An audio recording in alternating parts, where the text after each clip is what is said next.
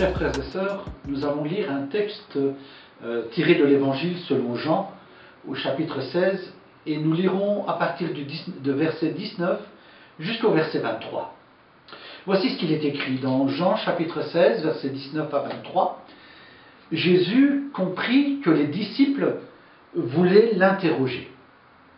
Et il leur dit, « Vous discutez entre vous parce que j'ai dit encore un peu de temps, et vous ne me verrez plus. Encore un peu de temps, et vous me reverrez.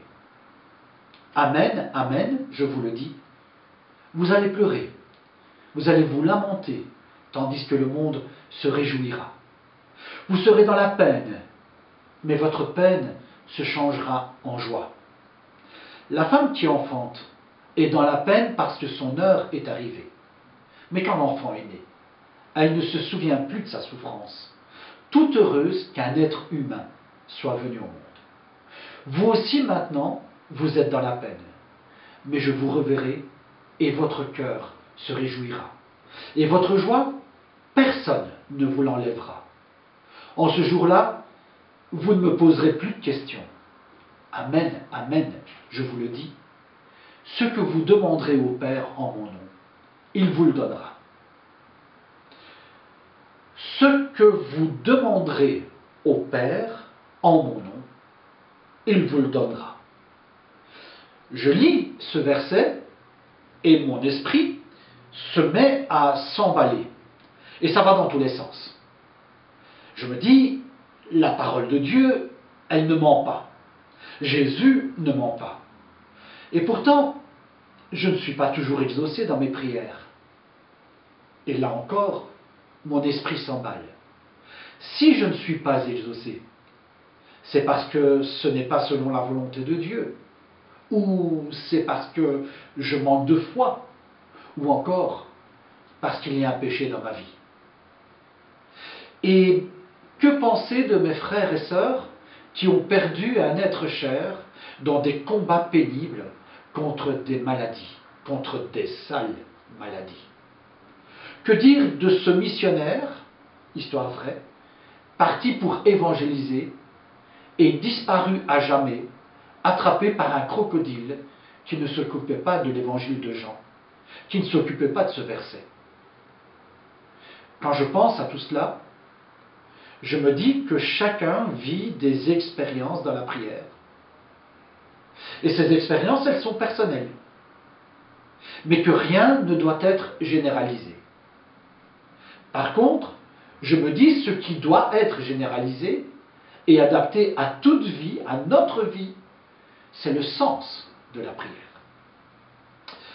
L'évangile de Jean, il plonge son regard au-delà de l'apôtre, au-delà même du ministère terrestre de Jésus, pour se placer au-dessus du temps, ce que nous traduisons par au commencement, mais qui est au-dessus encore du point zéro, du chrono de l'existence. En fait, Jean touche à notre intériorité, là où on peut dire au commencement, dans mon commencement. Et là, dans mon intériorité, il y a Dieu. Quand je réalise que Dieu est là, au fond de mon être, la demande dont parle Jésus devient alors présence. Elle devient accueil de Dieu. Et ce n'est plus une liste de demandes. L'exemple nous est donné dans le Notre Père. Toutes les demandes qui s'y trouvent, le pain quotidien, le pardon, la protection contre la tentation et contre le mal, toutes ces demandes sont encadrées par deux mots, le mot notre et le mot Père. En fait, prier, ce n'est pas une relation de force. Ce n'est pas un bras de fer qui vise à influencer Dieu, qui vise même à infléchir sa volonté. Notre prière n'est pas une mise en demeure. Nous ne disons pas « Dieu, donne-moi ce que je t'ai demandé au nom de Jésus ». Parce qu'il ne s'agit pas d'inverser les rôles. Le cœur du passage que nous avons lu en fait, se trouve un tout petit peu plus loin, au verset 27. Et qu'est-ce qu'il dit, ce verset 27 ? Car le Père lui-même vous aime, parce que vous m'avez aimé et que vous avez cru que je suis sorti du Père. La demande, la prière, est donc fondamentalement liée non pas à l'objet que nous désirons, non pas à la chose désirée, à la chose demandée, mais à l'identité de Jésus. Le passage que nous méditons est tourné, orienté vers celui qui bientôt ne sera plus là pour répondre aux questions des disciples, ces disciples qui s'inquiètent de son absence. En fait, Jésus fait ses adieux. Il dit qu'il va être arrêté, qu'il va être mis à mort et qu'il retourne auprès du Père.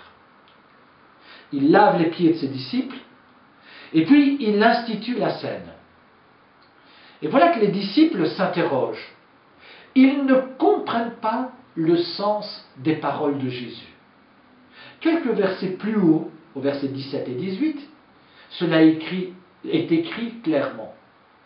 Là-dessus, nous dit le texte, quelques-uns de ses disciples dirent entre eux, que signifie ce qu'il nous dit ? Que signifie encore un peu de temps et vous ne me verrez plus ? Et que signifie et puis encore un peu de temps et vous me verrez ? Que signifie parce que je vais au Père ? Il disait donc, que signifie ce qu'il dit, encore un peu de temps ? Nous ne savons pas de quoi il parle.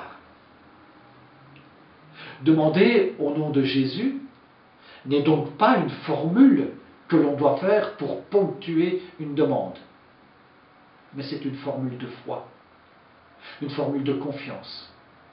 Une formule de confiance qui nous place dans le sillage du Seigneur Jésus. La promesse ne porte pas sur l'obtention de la chose demandée, mais sur la volonté, notre volonté, de nous engager sur un chemin de foi, un chemin de confiance, même s'il n'est plus présent physiquement à nos côtés, même si le Seigneur n'est plus présent physiquement à nos côtés. Là où moi j'ai tendance à m'angoisser pour savoir si Dieu va me donner ce que je lui ai demandé, l'Évangile me dit que la pierre angulaire de ma demande, c'est en réalité ma relation à Jésus absent. La prière devient alors une démarche personnelle, une démarche intérieure, spirituelle. Et cette démarche, c'est d'être éclairé par la lumière de Pâques, par la lumière du Christ ressuscité. Avec ce que le croyant vit, il y a une espèce de balancier qui oscille entre mort et vie, entre ténèbres et lumière. Et la prière intervient pour demander de vivre la foi de Pâques en dépit des épreuves, à l'exemple de Jésus, qui dit à la fois « Mon Dieu, pourquoi m'as-tu abandonné ?» et en même temps, dans le même événement, qui dit « Père,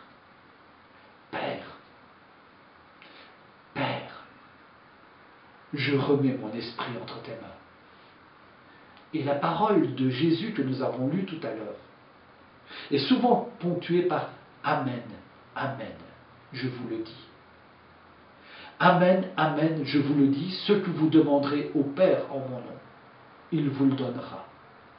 Et Amen veut tout simplement dire, c'est du solide, c'est du costaud. Cela résiste à l'épreuve. Tout ce que je vous dis, c'est du solide, c'est du costaud. Cela résiste à l'épreuve, nous dit Jésus. Et quand on comprend cela, c'est alors que nous entrons dans l'intimité du Christ. On n'est plus dans la liste d'exigences. On entre dans l'intimité du Christ, là où Jésus va faire résider la joie. La joie, en grec, se dit chara, qui a donné Eucharistie d'ailleurs, rendre grâce. C'est la même racine que le mot grâce. Et si nous lisons l'évangile de Jean avec les lunettes de la joie, la plupart des versets qui parlent de la joie se trouvent dans le discours d'adieu de Jésus. Quand Jean rédige l'évangile, nous sommes quelques dizaines d'années après la résurrection, à une époque où les chrétiens subissent des persécutions. Et la question se pose pour eux.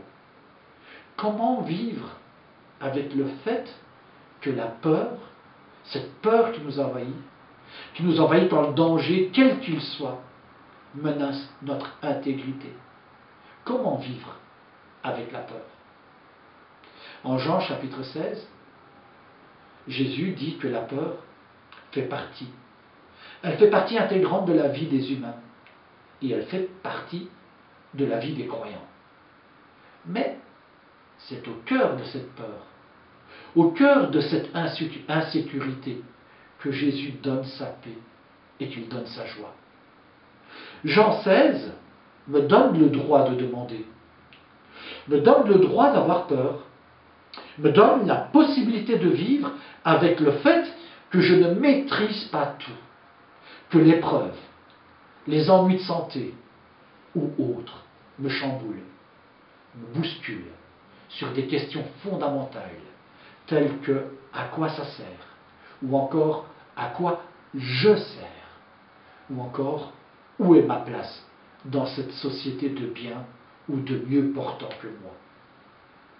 Jésus dit que nous avons le droit d'avoir ces questions et que la demande en son nom répond à mes questions identitaires et que Dieu lui-même considère mon questionnement avec amour, littéralement avec un amour amical, avec un amour d'ami. C'est justement dans ces moments-là que la prière nous aide à trouver la joie et la paix, sans fuir, sans nous enfuir, sans nous cacher dans des raisonnements comme ceux que j'ai énumérés brièvement au début de la prédication. Est-ce de ma faute? Est-ce selon la volonté du Père? Ai-je assez bien prié, longtemps, puissamment, etc. Que cette présence du Seigneur Jésus vous comble. Qu'elle vous comble cette présence de sa paix et de sa joie. Amen.